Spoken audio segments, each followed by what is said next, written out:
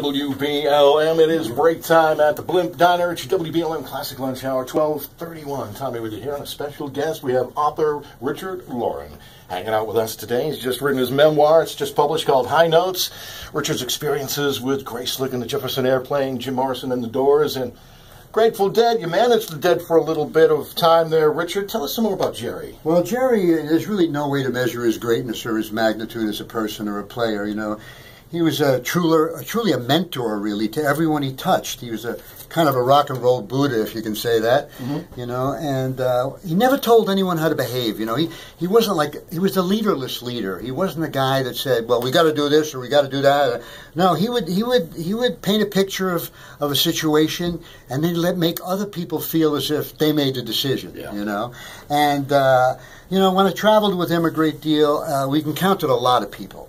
And one of the things that was amazing about Jerry that I noticed, whether he was talking to a record company executive or another artist, another musician, or a deadhead or what, is that he made everyone he encountered feel like as if they were his friend. You know, when they left Jerry, they would say to their friend, you know, Jerry, he's my friend now. You know, and that's how he made people feel. You know, with Jerry, you know, what you see is what you get: black T-shirt, black pants, not pretentious. You know, he never wanted to speak on stage.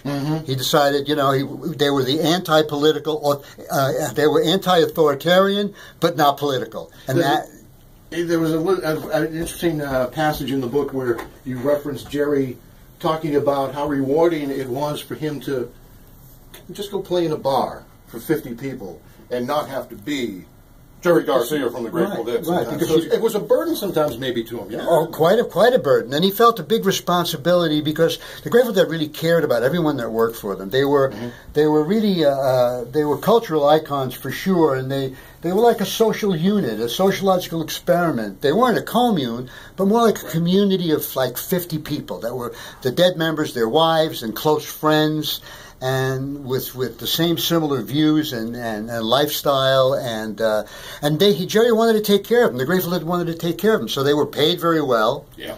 You know, when a roadie needed a house, they do a benefit. Boom, sure. He gets his house. That's cool. So these are the kind of people it was a pleasure to work with them because I was able to be their fiscal conservative to look after their financial affairs, but yet still be part of their community. That's very cool. Richard Loren, author of High Notes, a rock memoir, Grateful Dead Bertha. This is your WBLM Classic Lunch Hour. That was good.